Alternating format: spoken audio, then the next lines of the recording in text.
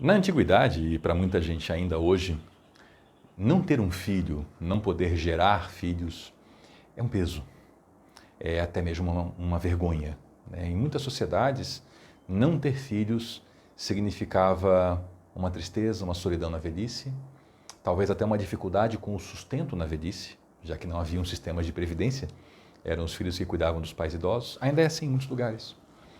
E essa coisa da vergonha vinha de uma ideia popular de que a esterilidade, a falta de filhos, era uma marca da desaprovação de Deus. Isabel e Zacarias não podiam ter filhos, mas nós já vimos no último vídeo que eles eram justos aos olhos de Deus. Olá, eu sou o Carlos e aqui nós estudamos a Bíblia. Seja bem-vindo, vamos continuar estudando hoje o nosso segundo vídeo do Evangelho de Lucas, esse novo evangelho que estamos seguindo. Se você chegou aqui, eu sugiro, pause agora, volte no primeiro vídeo, pegue a introdução lá, conheça mais sobre a história desse evangelho, a história da escrita desse texto. E vamos então prosseguir agora. Estamos então no verso 8. Já nos foi apresentado quem é o destinatário dessa história, Teófilo. Lucas já brevemente falou sobre Isabel, falou sobre Zacarias, e agora então, certa vez, estando de serviço o seu grupo, o grupo de Zacarias, Zacarias estava servindo como sacerdote diante de Deus. Chegou a época do grupo dele ser escalado dentro da sua escala de serviço e ele foi lá. E ele foi então escolhido por sorteio, de acordo com o costume do sacerdócio, para entrar no santuário do Senhor e oferecer incenso. O santuário do Senhor era o lugar mais isolado dentro do templo, um lugar que não se entrava assim. Se entrava para exercer essa função aqui. E por sorteio caiu para ele. Uma sorte maravilhosa poder entrar lá e oferecer o incenso. E lá foi ele, então, fazer a sua oferta de incenso, que representava as orações do povo. Enquanto o sacerdote fazia isso, o povo orava lá fora. Havia uma ideia popular de que as orações feitas ali no templo, naquela hora, enquanto a fumaça do incenso subia, elas já subiam junto para Deus, né? É mais ou menos como tem pessoas que acreditam que orar em certo horário torna a oração mais favorável, né? Tipo, vou orar às 3 da manhã, porque aí, sei lá, Deus não está ocupado, né? Isso não tem fundamento bíblico nenhum, são crendices populares, mas era um momento que as pessoas estavam atentas, porque era um momento importante, era o momento da queima do incenso. E chegando a hora de oferecer incenso, o povo todo estava orando do lado de fora, porque era isso que se devia fazer. Mesmo quem não tivesse essa superstição de achar que ali a oração era mais especial, mas era a coisa certa para fazer. Naquele momento era um momento de oração. E aqui você vê que desde lá de muito tempo atrás, no momento da celebração a Deus, a atitude é a de reverência. Reverência. Reverenciar o sagrado. Ter uma postura de respeito. Isso é necessário a gente manter e talvez até mesmo em alguns lugares resgatar nas reuniões do povo de Deus, quando o povo de Deus se junta para celebrar a vinda do Senhor. Então, um anjo do Senhor apareceu a Zacarias. Isso não era comum. Isso aqui era absurdamente extraordinário. À direita do altar do incenso, ou seja, o local mais especial, o local mais sagrado, lá está Zacarias exercendo aquele ofício mais desejado pelo sacerdote. E ele olha à direita do altar do incenso, tem um anjo. Quando Zacarias o viu, perturbou-se e foi dominado pelo medo. Essa atitude de medo, ela é muito comum quando nós lemos sobre as pessoas tementes a Deus na Bíblia, que têm uma experiência sobrenatural. Vem o medo. São pessoas que levam Deus tão a sério que quando elas têm uma experiência que excede aquilo que é natural, isso aqui significa sobrenatural, elas têm medo. Porque elas sabem que elas estão diante do sagrado, do que há de mais importante. Então vem o medo. Mas aí o anjo disse, não tenha medo, Zacarias. Não tenha medo. Sua oração foi ouvida. Em algum momento, Zacarias orou. Nós não sabemos quando foi feita essa oração. Talvez uma oração que Zacarias fez lá nos seus primeiros anos de casado, talvez antes mesmo de se casar, mas em algum momento ele conversou com Deus e ele pediu um filho. Nós não sabemos se na velhice Zacarias ainda orava por isso. O que nós vamos ver a seguir parece dar a impressão que não. Parece que ele já considerava o caso encerrado. Mas em algum momento essa oração dele foi feita. E ela foi guardada por Deus para no momento correto atendê-la. Aqui tem uma lição preciosa. Não sei se você que me ouve já passou por isso. Eu posso lhe afirmar, sem contar detalhes, que eu já passei. Pela experiência de entregar a Deus um pedido, de fazer uma oração, uma súplica, e os anos se passarem. Anos. Até a resposta. E essa é uma experiência que transforma a nós. A perseverança em oração. E mesmo para quem não persevera, quando vem a resposta anos depois, a transformação vem. Vem um entendimento de que Deus, Ele tem o melhor para nós. E o melhor não é do jeito que nós esperamos necessariamente. Às vezes o que nós queremos é agora, mas o depois é o melhor momento. É onde a bênção vai ser grandiosa. O filho que Zacarias queria, ainda não era tempo de ele chegar. Esse homem, o filho que viria, teria uma missão que mudaria a humanidade. Estou falando de João Batista. João Batista não podia vir na hora errada. João Batista não podia vir cedo demais, nem tarde demais. Mas essa oração de Zacarias foi guardada. E aí o anjo fala, não tenha medo, Zacarias, sua oração foi ouvida. Isabel, sua mulher, dará a você um filho, e você lhe dará o nome do João. Veja que o anúncio já vem até com nome específico. O filho já tem nome. Já foi escolhido por Deus o nome desse filho, João. Ele será motivo de prazer e de alegria para você. E muitos se alegrarão por causa do nascimento dele, pois será grande aos olhos do Senhor. Olha que anúncio.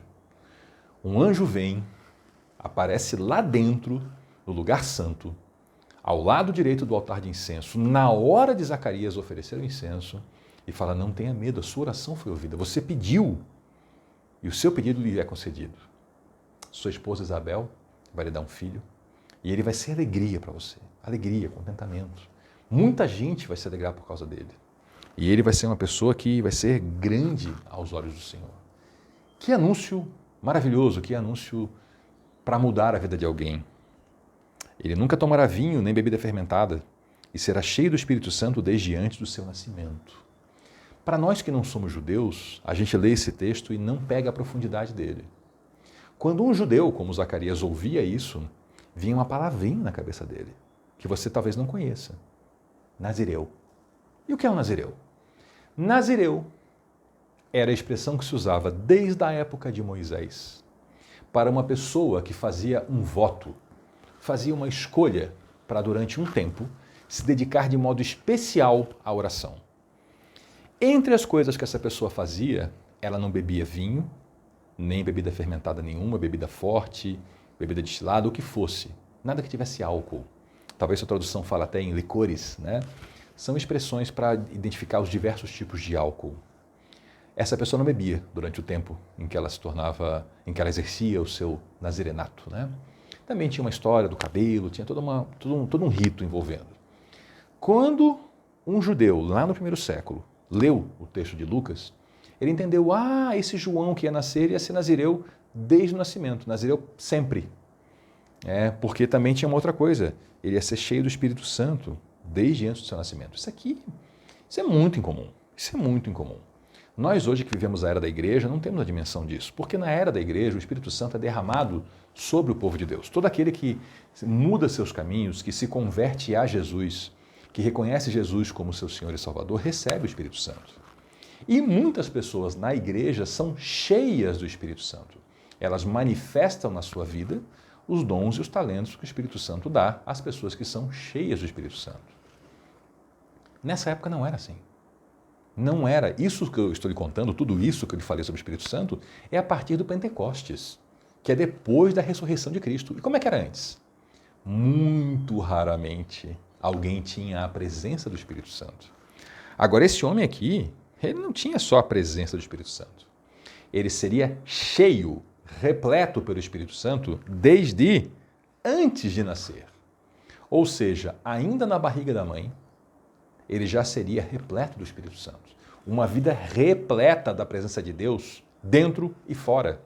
Isso aqui é completamente incomum, isso aqui é uma coisa raríssima dentro das Escrituras. Então isso era um caso muito, muito diferenciado. O que estava sendo anunciado aqui para Zacarias não era só o milagre da mulher estéril dar à luz, não. Era a chegada de uma nova fase na história de Israel. A estéril daria à luz a uma criança com um nome escolhido por Deus, com tarefa escolhida por Deus, que seria nazireu desde o ventre da mãe, cheio do Espírito Santo desde o ventre da mãe, alguém que transformaria a realidade ao seu redor, fará retornar muitos dentre o povo de Israel ao Senhor, o seu Deus. Aqui é curioso, né? Porque o povo de Israel é o povo de Deus. Como assim vai fazer alguém do povo de Deus voltar para Deus? Sim. Porque assim como acontece hoje, que nós temos cristãos nominais, tinha também naquela época judeus nominais. O que é o cristão nominal? Para ser simples, é aquela pessoa que, se alguém perguntar na rua, ei, qual é a sua religião? Ele fala assim, sou cristão. Mas talvez se perguntar onde é que fica o local que ele frequenta, ele não saiba nenhum endereço. É aquela maneira de dizer assim, sou porque pelos meus pais são, sou porque, sei lá por que eu sou, mas eu sou cristão, né? Mas não está vivendo com Jesus. Assim também haviam judeus que não estavam vivendo com o Senhor. E o Senhor falou, olha, esse garoto que vai nascer, esse João Batista, ele vai trazer muita gente do povo de Israel de volta para o Senhor. E irá adiante do Senhor. Opa, irá adiante do Senhor? Quer dizer que o Senhor está vindo e ele vai na frente? Isso, no espírito e no poder de Elias. A palavra espírito, que nós na língua portuguesa consideramos uma palavra semelhante, por exemplo, a alma, fantasma, no grego e no hebraico, onde ela foi dita originalmente, porque vamos lembrar o seguinte, Lucas escreveu em grego, mas o anjo estava falando hebraico, né? Em hebraico, a palavra era ruach, em grego era pneuma, e as duas palavras significam a mesma coisa, vento, sopro. Espírito, nessa cultura, era a ideia do sopro. Assim como Deus soprou a vida lá na criação do ser humano, o ser humano tem dentro de si esse sopro. Então o anjo estava dizendo, o seu filho João, ele irá diante do Senhor. Ele vai e o Senhor vem atrás dele. E ele vai no sopro, no mesmo sopro e no poder de Elias. E Elias era poderoso. Se você não conhece a história de Elias, vá para o Antigo Testamento, depois de ver esse vídeo aqui, vá pesquisar. Você vai descobrir um profeta incomum. Os profetas eram poderosos, mas Elias era um homem... Era, para simplificar, o que Elias falava acontecia. Literalmente, Elias falava, chovia. Se ele dissesse não vai chover, o céu fechava e não chovia. Literalmente. Então ele está falando assim, ó, o seu filho vai ser assim, como Elias foi. Estão percebendo o tamanho desse anúncio? E eu estou aqui enfatizando porque é enfático mesmo. Ele vai no poder de Elias, no sopro de Elias, para fazer voltar o coração dos pais aos seus filhos. Que interessante, né? Havia ruptura nas famílias em Israel naquele momento. Haviam pais que não eram mais dedicados aos seus filhos. Haviam pais naquele momento que não estavam com o coração voltado para a sua prole, para os seus filhos. Muito semelhantemente ao que acontece nos dias de hoje. Nós temos hoje muitos pais que não têm o coração voltado para os seus filhos. E os desobedientes, João faria, os desobedientes iriam à sabedoria dos justos. Ou seja, as pessoas que estavam vivendo em desobediência seriam conduzidas por João, esse menino que ainda nem estava gerado ainda. Essas pessoas desobedientes seriam conduzidas aonde? Seriam conduzidas à sabedoria dos justos. Justos, essa palavra em hebraico, né? Tzadik, é um conceito muito forte. Não é um conceito só assim, pessoa de bem. Não. Justo é uma pessoa com uma aprovação de Deus, é uma pessoa que tem um carimbo de Deus, dizendo assim, esse é dos meus. João Batista conduziria os desobedientes à sabedoria dos justos. Ele levaria pessoas desobedientes a viver de acordo com a sabedoria dos justos, para deixar um povo preparado para o Senhor. Lembra que ele iria diante do Senhor? Ele iria diante fazendo tudo isso. Tudo isso ele ia fazer para preparar um povo para o Senhor. Esse era o propósito. E agora eu vou lhe deixar com uma bomba, e aí você medita nessa bomba para a gente voltar no próximo vídeo.